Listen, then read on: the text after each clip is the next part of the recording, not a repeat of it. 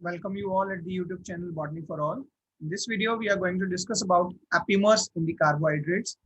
So apimers are generally applicable to the monosaccharides or the sugars which are closely related to each other, but they are differ only by the stereochemicals at the single carbon atom.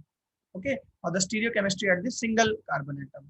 So those sugars, the sugars which are closely related, बहुत से sugars ऐसे होते हैं जो बिल्कुल closely related होते हैं but different होते हैं केवल एक कार्बन एटम से. ओके, बट डिफरेंट एट और different only by one carbon atom and different light at the lies at the stereochemistry.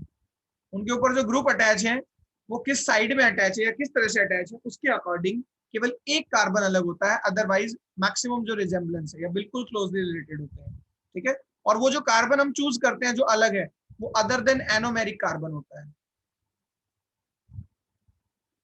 Anomeric carbon का मतलब वो कार्बन जिस पर एल्डोज या कीटोज ग्रुप अटैच है. ठीक है, जो मेन कार्बन है जिससे पता चलता है एक्सो एल्डोज है, एक्सो कीटोज है, तो उस कार्बन के अलावा कोई एक कार्बन जो है वो बिल्कुल अलग होगा और स्टीरियो केमिकल है और उसकी जो स्टीरियो केमिस्ट्री होगी वो अलग होगी. इसको हम एग्जांपल से समझते हैं. डी ग्लूकोज जो होता है, ठीक है, और डी मैनोज, ये एक दूसरे के एपीमर हैं. सिमिलरली जो डी गैलेक्टोज होता है, डी गैलेक्टोज भी डी ग्लूकोज का एपीमर है, यानी डी ग्लूकोज दोनों का एपीमर है, डी मैनोज का भी, ये भी एक हेक्सोज है और ये भी एक हेक्सोज है. तो ये स्पेशल आइसोमर्स हैं एक दूसरे के, स्टीरियो आइसोमर्स नहीं है. यहाँ पर स्टीरियो केमिस्ट्री डिफरेंट है एक कार्बन एटम से, अदरवाइज ये बिल्कुल एक दूसरे के स्टीरियो आइसोमर्स होते हैं, बट जो लाई करता है डिफरेंस वो केवल एक ही कार्बन पर करता है, अदरवाइज क्लोजली रिलेटेड होते हैं. तो इसको एग्जांपल से ही समझते हैं हम, स्टीरियो स्ट्रक्चर ड्रॉ करके open chain structure. D glucose दोनों का एपीमर है, इसका मतलब ये नहीं है कि डी मैनोज और डी गैलेक्टोज भी आपस में एपीमर होंगे, ऐसा नहीं होगा. The concept is not like that कि ए बी का भी भाई है और सी का भी भाई है तो बी और सी दोनों भाई बहन या भाई भाई होंगे, ऐसा नहीं है. वो आपस में रिजेंबल नहीं करेंगे क्योंकि वो जो कार्बन डिफरेंस है एक कार्बन, उसकी पोजीशन इसमें अलग हो सकती है और इसमें अलग.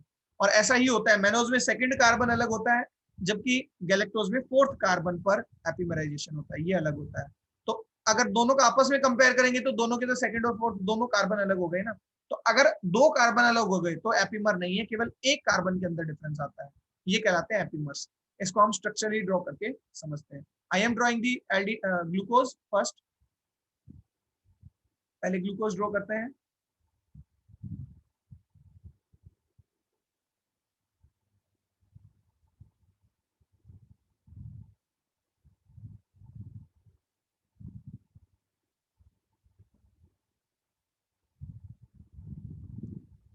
दिस इज डी ग्लूकोज, क्योंकि फारदेस्ट जो है 1 2 3 4 5 6, मैंने एब्सोल्यूट कॉन्फ़िगरेशन के लिए बताया भी था, सबसे दूर का जो कायरल कार्बन है वो ये है. चार कायरल कार्बन है, हालांकि इसमें सेकंड भी, थर्ड भी, फोर्थ भी, फिफ्थ भी.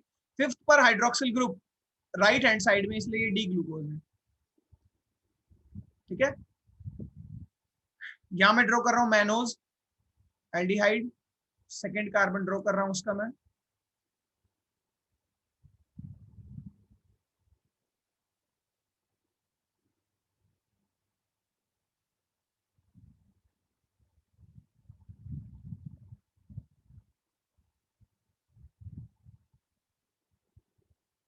देखिए ये है D mannose.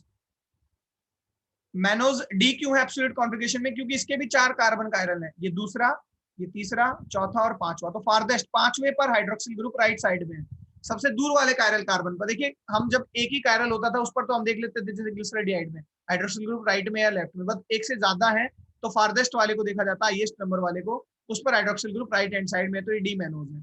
D mannose D glucose से सिर्फ सेकंड कार्बन से डिफरेंट है, एपीमर एट कार्बन नंबर 2.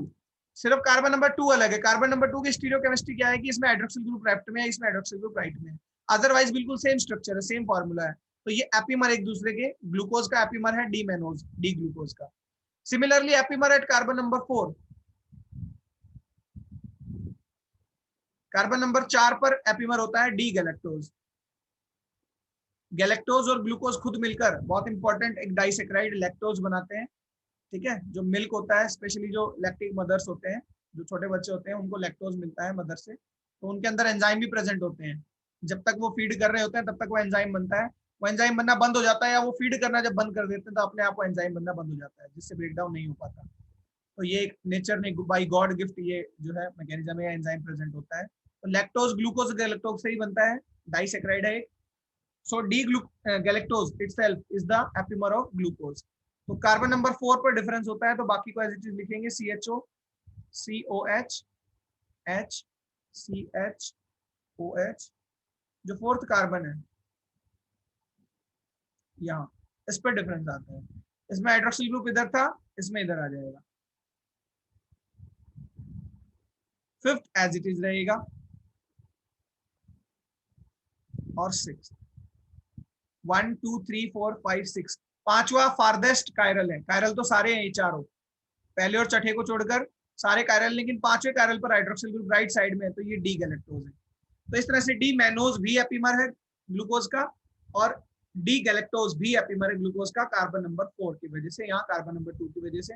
अब मैनोज और गैलेक्टोज को कंपेयर करें तो देखिए दूसरा कार्बन भी अलग है, इसमें दूसरे कार्बन पर हाइड्रोक्सिल ग्रुप लेफ्ट में, इसमें राइट में, प्लस चौथा कार्बन भी, ये फोर्थ कार्बन है, इसका फोर्थ कार्बन पर हाइड्रोक्सिल ग्रुप राइट में, इसमें लेफ्ट में, तो इसमें दो कार्बन अलग हो गए, carbon number 2 and carbon number 4, that's why they are not epimers. आपस में एक दूसरे के एपिमर ये नहीं है, but they both are epimers of the glucose. So this is the concept of epimers.